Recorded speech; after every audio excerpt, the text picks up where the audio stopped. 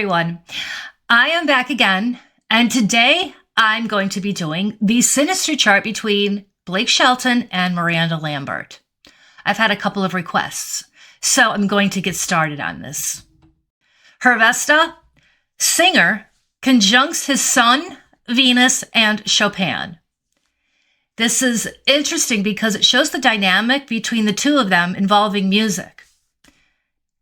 In her natal chart, she has Vesta conjuncting singer, and Vesta has to do with devotion, and it's conjuncting her singer. So she has a devotion to her singing career and music, and she brings that into the relationship with Blake because it's conjuncting his Sun, Venus, and Chopin. And Chopin was a Polish composer and a gifted pianist. So this is very interesting. The energies combined, it's like she's a singer. She's devoted to her singing. She brings that into the relationship because it's conjuncting his Sun. And he loves the devotion and he loves her singing because it's also conjuncting his Venus. And his Venus is conjuncting Chopin. So he loves music and he loves to write songs. So this is very, very telling. Now, where did their attraction come into play besides music? Well, his Jupiter, Eros, and his singer conjuncts her midheaven, Lust, and Dolores. So he's had a very fortunate career with his singing, and Jupiter is the largest planet in the solar system. It's conjuncting his singer, but it's also conjuncting her midheaven. That sits at the top of the chart, and it represents the career.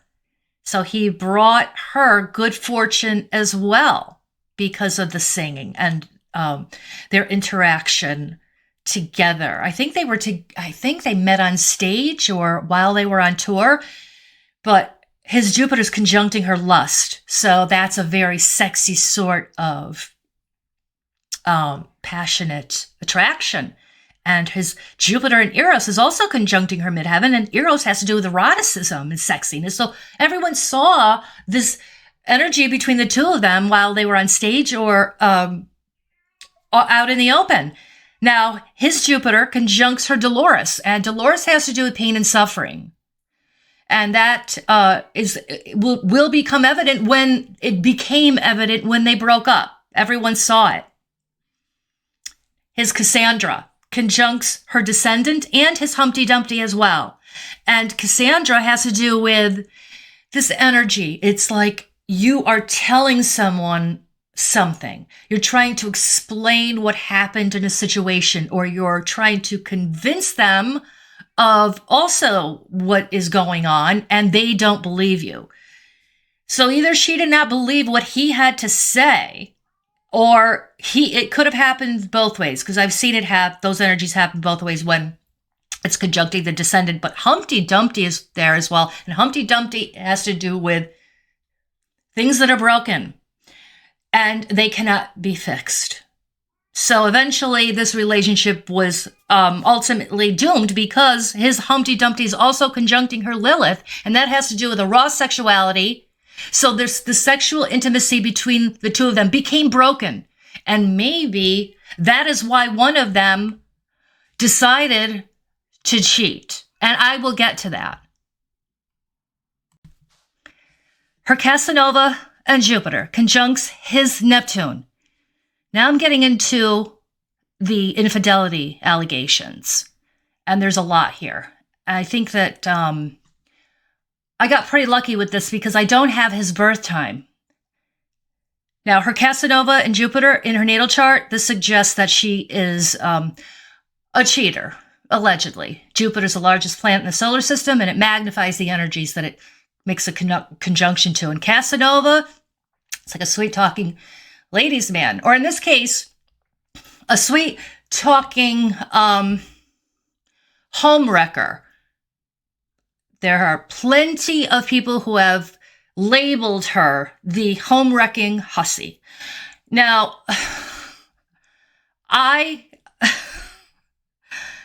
People can be brutal. There's a lot of people that don't like her, but there's a lot of people that do love her. They think that she's a great country artist. She sings really good songs. I'm just telling you what I heard, but I'm also going to tell you what I see in this chart, because that's not the only aspect.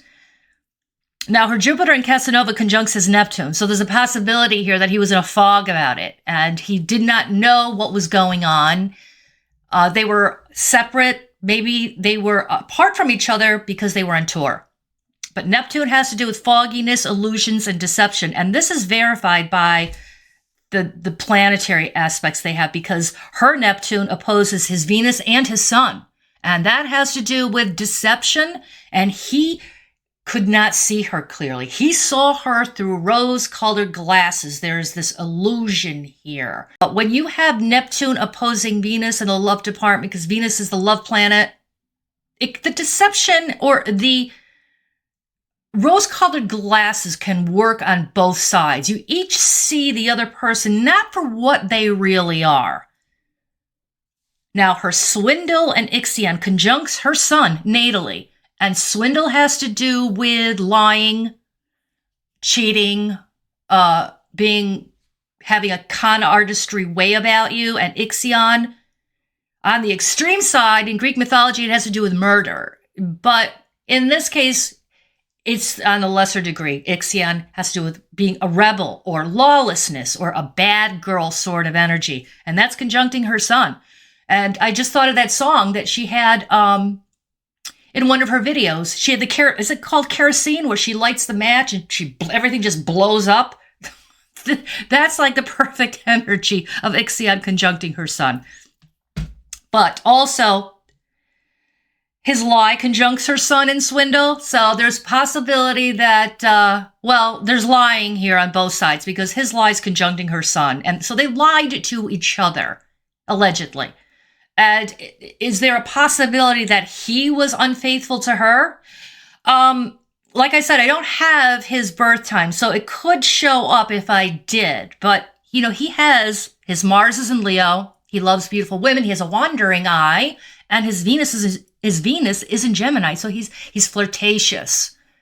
So he has a natural sort of energy about him as well. Now, her Moon conjuncts Caputo natally. And Caputo is one of the bad boys in astrology, the asteroid department. Caputo was a cheater as well, and it's conjuncting her Moon natally. So it is a possibility that she has this emotional deception about her. And I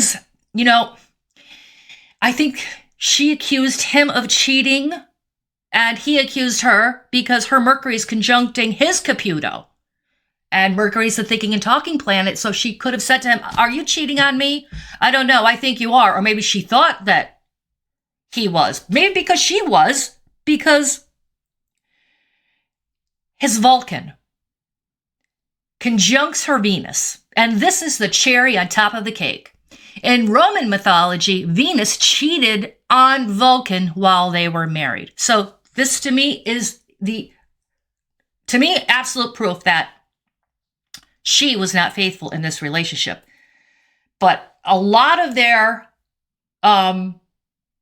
connection had to do with a very strong sexual attraction, because his Lilith conjuncts her Sun, and that's guaranteed physical, sexual attraction and chemistry. I didn't see a lot of lovey-dovey aspects in this chart. I mean, there could be, but I'd have to have his birth time, and I don't. But this looks very sexual, and that fell apart eventually. And that's probably where the cheating came in. But she likes to party. Her Mars conjuncts Dionysus. Dionysus loved to party, loved to drink wine. And her Mars, that's the fire, the war planet, but it's the personal planet that brings fire and power to it, and it's conjuncting his Dejanira and his Magion. So her Mars is conjuncting his Dejanira. That has to do with victimhood. So he was a victimhood in this relationship due to a lot of the other aspects that I already explained, but possibility as well due to her drinking and partying. but his Dejanira is conjuncting his Magian that's conjuncting her Mars. So right here we have the Magian. He's under a spell. She waved the magic wand and he became entranced by her due to also, like I said before, her Neptune opposing his Sun and his Venus. Now, her Venus natally conjuncts Pan. She loves music and she loves to party because Pan has to do with music. Pan played the flute and he was friends with Dionysus and Bacchus and they all liked to party. So she loves to party, she likes to drink, and she loves music. That's the energies there. Now, his free man and Eleutheria and Mars conjuncts her ascendant. And Mars, again, has to do with a sexual sort of attraction, and it's conjuncting her ascendant. He brought that into the relationship, but he wanted his freedom. There's free man, there's Eleutheria. He liked to travel. He wanted his freedom, and that was a part of this relationship. But eventually it broke down. There was a lot of heated arguments over all of this because her Mercury in Scorpio, and she's a Scorpio. She could be very volatile, especially in her, if she gets in an argument with somebody. I mean, I've heard her dump a salad bowl over the top of someone's head in Nashville because they said something wrong she didn't like. So it's right here. Her Mercury in Scorpio is squaring his Mars and Leo. We got a war planet. We got fire here. Lots of heated arguments between the two of them. Now, eventually, the theme of this relationship for her, his Apophis and Lucretia conjuncts her North Node and Point of Fortune. We get Point of Fortune there. Like a mini Jupiter magnifies the energies of whatever it conjuncts. So Apophis, chaos, and destruction. Like a fallout, like a nuclear fallout. And it had to do also, I think, with the sexual part. Lucretia has a very strong sexual manipulating energy going on. So, now this is just one big cotton picking mess between with these two. But they're both married to other people, and both of them have found happiness. So, that's all I have today. And if you're interested in hearing about more Synastry charts, hit the subscribe button to stay in the loop. And if you need a Synastry chart done, my email is in the description box. Have a nice day.